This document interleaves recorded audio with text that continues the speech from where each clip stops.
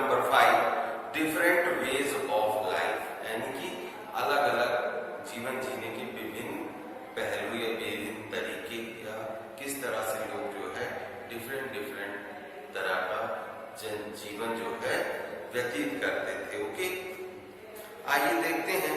इसमें we have discussed in last chapter about the Harappa civilisation, जो लगभग 1500 ईस्वी पूर्व में खत्म हो गई थी सडनली, और उसके बाद उत्तर और उत्तर पश्चिम में एक नई सभ्यता की कुछ जो के साक्ष्य जो है मिलना शुरू हो गया था, यानी कि नई सभ्यता उभर कर सामने आई, जिसको लगभग more than 2 years after declining of the Harappan civilisation, okay, जिसे हम लोगों ने या आर्कियोलॉजिस्ट ने या हिस्टोरियंस ने वैदिक सभ्यता का नाम दिए।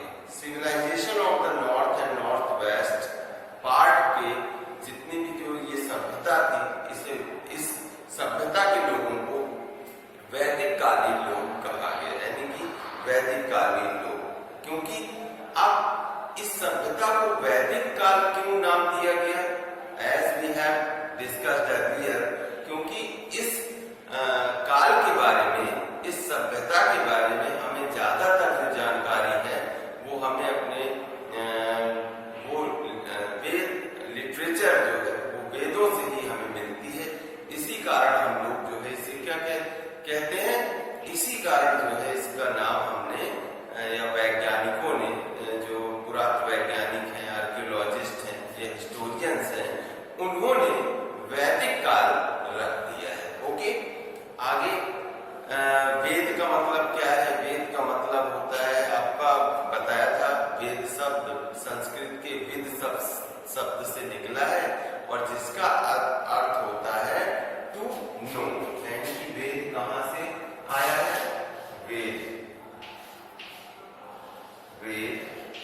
ये संस्कृत लैंग्वेज के वेद शब्द, ओके, इस शब्द से, विद शब्द से आया है, जिसका मतलब होता है टू नो, यानी कि जानना, है ना? इसको जानना, ईश्वर को जानना। ओके, आगे देखिए, द वैदिक पीपल्स, जो वैदिक कालीन लोग थे, उन्हें नोबेल्स या आर्य कहा गया, नोबेल ऑफ संस्कृत, यानी कि संस्कृत के विद्वान या आर्य के नाम से जाना गया। और इस वैदिक पीरियड को 2 पार्ट में डिवाइड कर दिया गया। एक तो प्री वैदिक पीरियड, जिसे अर्ली वैदिक पीरियड भी कहा जाता है, और इस दूसरा लेटर वैदिक पीरियड। प्री वैदिक पीरियड या अर्ली वैदिक पीरियड का अर्ली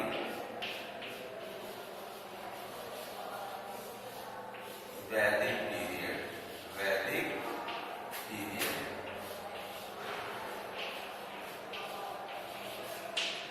इसका जो समय था वो BCE to 1000 BC, है ना? यानी कि अर्ली वैदिक पीरियड में हम लोग 1500 ईस्वी पूर्व से लेकर के 1000 ईस्वी पूर्व तक के इतिहास के बारे में क्या करते हैं? स्टडी करते हैं, राइट? अब दूसरा है आपका लेटर वैदिक पीरियड, यानी कि लेटर का मतलब क्या होता है? बाद में, लेटर वैदिक पीरियड, ओके, इसका समय कितना है? 1000 BCE to 600 BC। अब इसका मतलब क्या हुआ? टोटल जो वैदिक पीरियड है, वैदिक कालीन जो इतिहास है टोटल पूरा, वो 1500 ईस्वी पूर्व से लेकर के 600 ईस्वी पूर्व तक का है। Understood? Clear? Okay, dear student, look at here. अब ये तो वैदिक कालीन लोगों की बात हुई। कल हमने आपको समझाया था पॉलिटिकल लाइफ, है ना? क्या राजनैतिक जो है इनका जीवन कैसा था? ओके, पॉलिटिकल लाइफ के लिए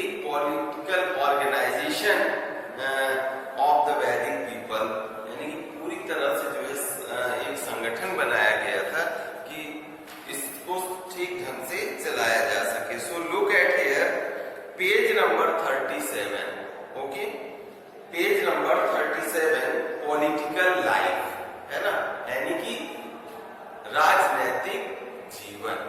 ठीक, आइए देखते हैं। Some scholars believe that in beginning the Aryan were mainly pastoralists who lived in a small settlement. प्रारंभिक some scholars का मतलब विद्वान, पंडित, है ना, कुछ विद्वान ये मानते हैं कि प्रारंभिक दौर में आर्य कौन थे?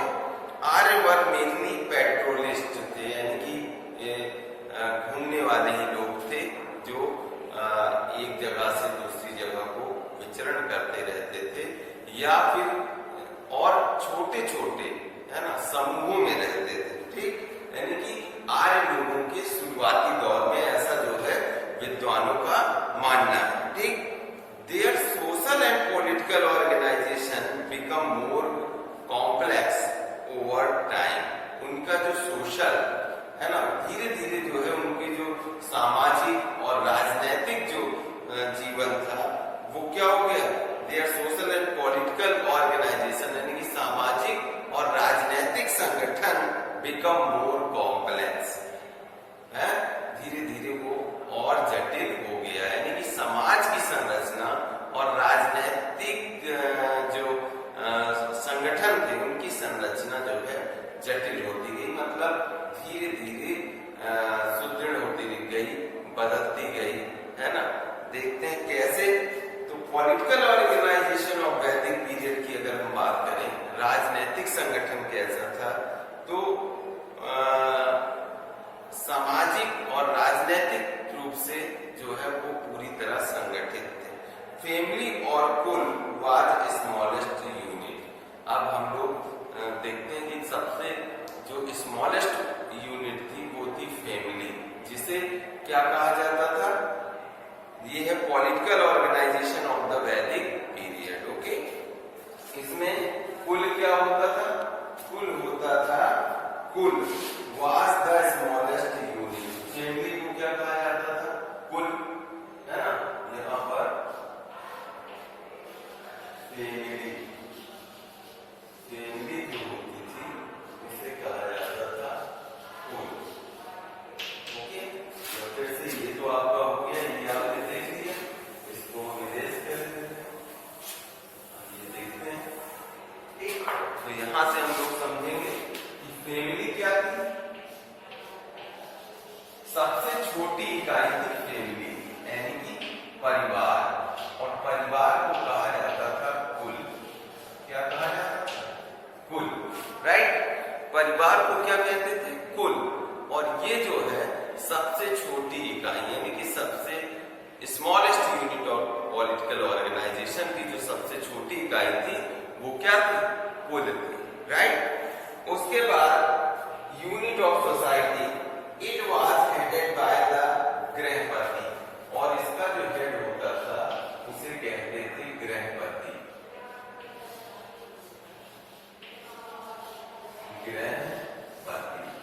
गृहपति का मतलब क्या होता था? घर का मालिक। ठीक, होता है ना। तो फैमिली को कुल कहा जाता था और उसका जो हेड होता था उसे कहते थे गृहपति। ठीक, आगे a number of families made up of a village, और इन फैमिलियों को, नंबर ऑफ फैमिली मिलकर के किसका निर्माण करती थी? विलेज, है ना। और विलेज को कहा जाता था ग्राम, है ना, आज भी ग्राम कहते हैं, ग्राम। और इसका जो हेड होता था ग्राम, उसे क्या कहा जाता था? ग्रामीण,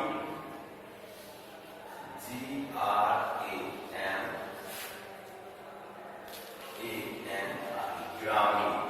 ठीक, तो आपने देखा फैमिली का जो हेड होता था, फैमिली को कुल कहा जाता था और इसका गृहपति हेड होता था, और विलेज को ग्राम कहा जाता था और इसका ग्रामीणी हेड होता था। ओके, और कई विलेज को मिलकर के बनते थे क्लान, कलान, जिसे हम लोग ब्लॉक भी कह सकते हैं, कलान। क्लान को क्या कहा जाता था? विश,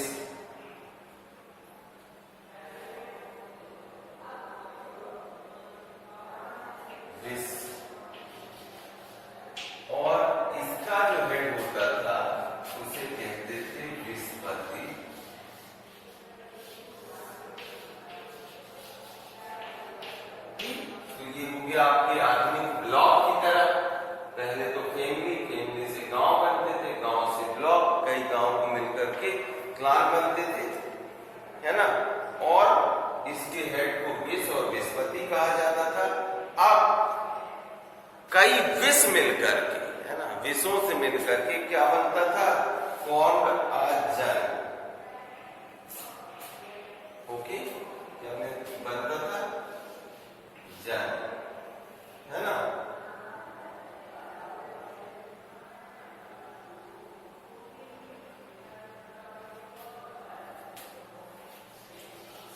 जन, और जन का जो हेड होता था, यानी सेवरल विष पुट टुगेदर फॉर्म्ड अ जन।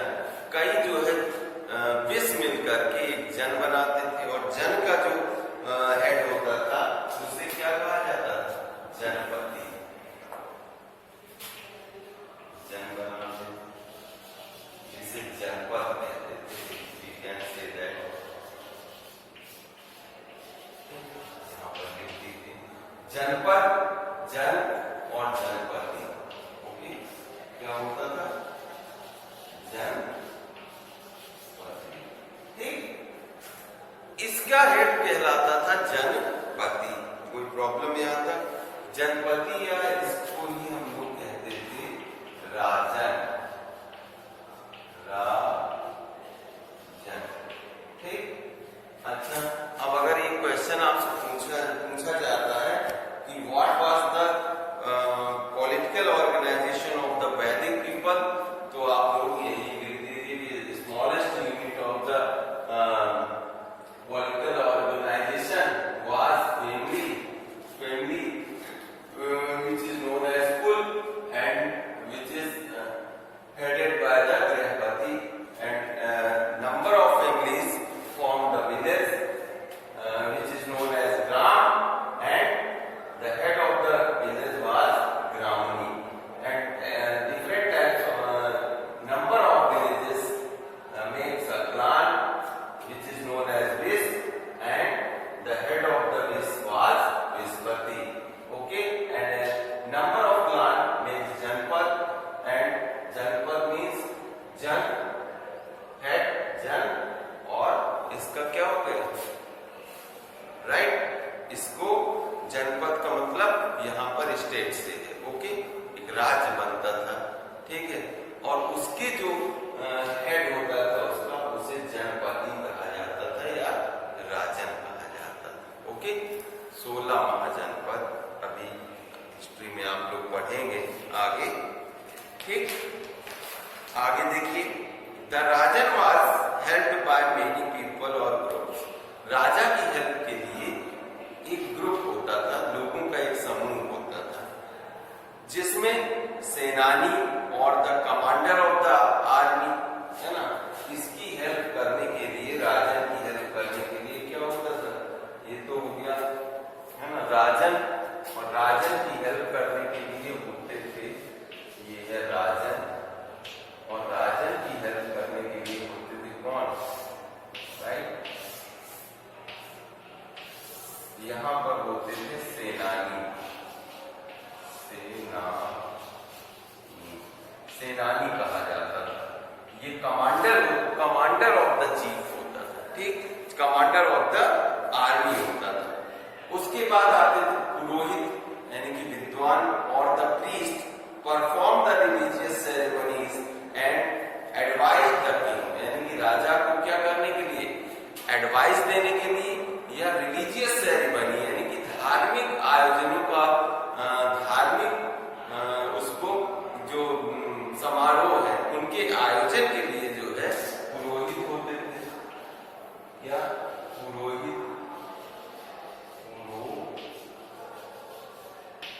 आज भी हम नहीं कहते हैं पुरोहित आ गए, ठीक, purohit, and the tribal assemblies known as the sabha and samiti advise the king on various matter, और ट्राइबल असेंबलीज, आदिवासी जो, और जो है एक संगठन होता था जैसे सभा और समिति होती थी,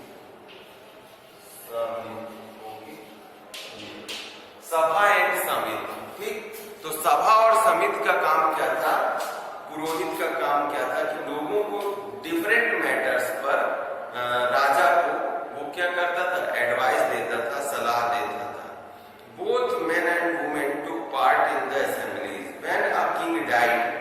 जब एक राजा मर जाता था, his son took over as the new ruler, तो उसका जो पुत्र होता था took over as the new ruler, तो वो एक नए शासक के रूप में जो है क्या करता था, जन्म लेता था। But there were also times when the successor was elected by the elder of this assemblies, है ना। But there were also times, लेकिन यहाँ वहां पर भी जो है क्या होता था, times when the successor was elected by the elders of this assemblies. और इन असेंबलियों में से व्हेन अ किंग डाइड, जब राजा मर जाता था तो his son took over as the new ruler, तो उसके राजा, उसके जो बड़े बेटे को जो है क्या शासक के रूप में स्वीकार किया जाता था, या नए राजा के रूप में उसे स्वीकार कर लिया जाता था। But there were also times when the successor was elected by the elder of this assembly. लेकिन कहीं पर कभी कभी ऐसा भी समय आता था कि जो राजा है या राजन है वो इस सभा या समिति के द्वारा ही जो है क्या किया जाता था, चूज किया जाता, एल्डर ऑफ दिस असेंबलीज। इस असेंबलीज में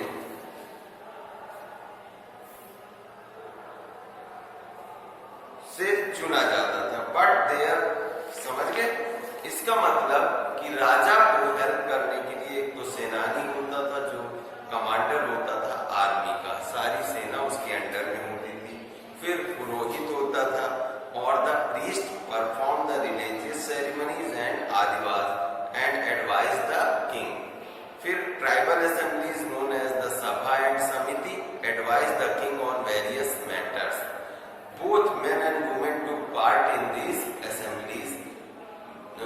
मेन एंड वुमेन दोनों इन जो है सभा और समितियों में पार्टिसिपेट करते थे। When a king died, his son took over as the new ruler, but there were also times when the successor was elected by the elders of these assemblies.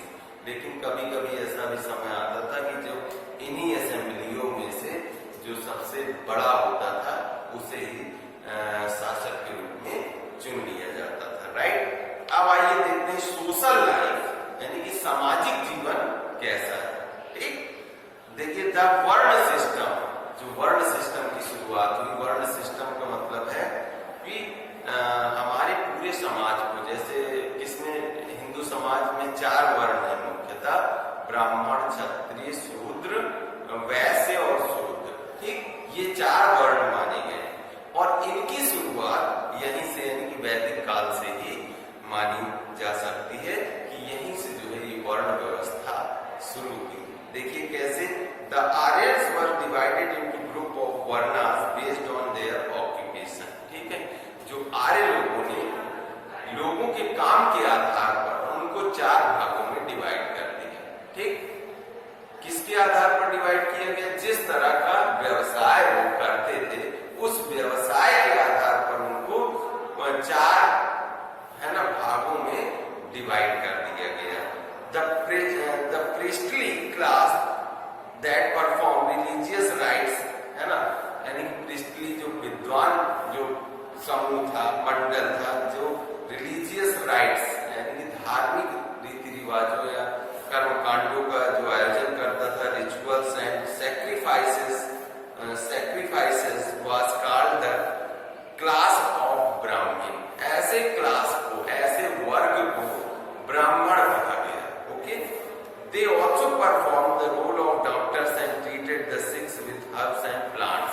उनका यही काम नहीं था कि वो जो है इस तरह के रिचुअल, धार्मिक आयोजनों का जो है आयोजन करें। उनका एक काम और था कि जब लोग बीमार हो जाते थे तो वो जो है चिकित्सक के रूप में भी काम करते थे, और जो बीमार व्यक्ति थे तो उन्हें जो है जड़ी बूटियों के द्वारा, प्लांट्स, जड़ी बूटी पौधों के द्वारा जो है दवाइयों के द्वारा है ना उन्हें ठीक करते थे। The king and his warriors were known as the Kshatriyas. King, राजा और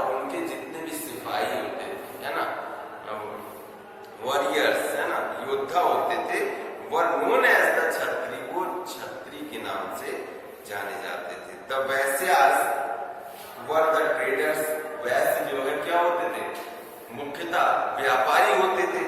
and merchants, craftsman and cultivators भी होते थे, है ना, ट्रेडर व्यापारी, मर्चेंट्स, है ना, दुकानदार जिसे हम लोग कह सकते हैं, व्यापारी, क्राफ्टमैन और कल्टीवेटर्स यानी कि खेती करने वाले भी जो है किसमें आते थे, वैश्यों की श्रेणी में आते थे। The Shudras were the labourers, और जो लेबर का एज अ लेबर काम करते थे उन्हें क्या कहते थे, शूद्र कहा जाता था। Initially the system was very flexible, okay, and people could pursue any occupation they wished to, है ना। बाद में जो है the system was very flexible, जो ये वर्ण व्यवस्था थी ये बहुत लचीली थी। And people could pursue any occupation they wished to, और वो जो है जिस लोग जो है अपनी मर्जी के अनुसार अपना जो ऑक्यूपेशन था यानी कि जो व्यवसाय था वो चुन सकते थे। ग्रेजुअली, धीरे धीरे, however by the later Vedic age the world system और the caste system become rigid, rigid का मतलब कठोर हो गई। And people could not shift from one caste to another caste, लेकिन लेटर वैदिक पीरियड के आते आते जो वर्ण व्यवस्था थी, जो काम के आधार पर डिवाइड की गई थी, इसमें जो है ये कठोर हो गई, और जो लोग थे वो एक वर्ण से अब दूसरे वर्ण यानी कि दूसरे वर्ण में जो है अपने आप को शिफ्ट नहीं कर सकते थे। could not shift from one caste to another. A person's caste and thus occupation and social role become fixed by birth. इस तरह से a person's caste, एक आदमी की जो जाति थी, and thus occupation, और जात के आधार पर ही उसका जो व्यवसाय था, and social role, समाज में उसकी क्या भूमिका होगी, become fixed by birth, यानी कि जन्म के साथ ही ये जो है क्या हो जाता था, फिक्स हो जाता था। ओके, आइए देखते हैं food, milk and milk products like ghee and butter made up a principal part of the diet of the people, यानी कि लोगों की आहार का जो मुख्य हिस्सा था, घी और बटर होता था, मुख्य रूप से प्रमुख था। दे ऑल्सो एड फ्रूट, वो जो है फल भी खाते थे, सब्जियां and cereals like barley, wheat and rice, है ना, इस तरह के अनाजों का भी प्रयोग किया जाता था। They enjoyed hunting and ate various type of meat, वो जो है क्या करते थे, एंजॉयड हंटिंग यानी कि शिकार का भी आनंद लेते थे, and ate various type of meet, और कई विभिन्न प्रकार के जो है मीट, मांस, मछलियां, मांस भी खाते थे। दे ड्रैंक सुरा, a drink made from barley, वो जो है सुरा, जिसे वी कैन से दैट शराब, वो पीते थे जो बार्ली से, बार्ली यानी कि बाजरे से बनाई जाती थी। They also drank a special drink called Soma during ceremonies and festivals, और ऐसा विद्वानों का मत है कि वो एक स्पेशल टाइप्स ऑफ ड्रिंक, है ना, पेय पदार्थ जिसे सोम कहा जाता था, सोम, है ना, सोम रस, तो वो भी पीते थे during the ceremonies of festival, जब त्योहारों को मनाया जाता था, है ना, यानी जब त्योहारों को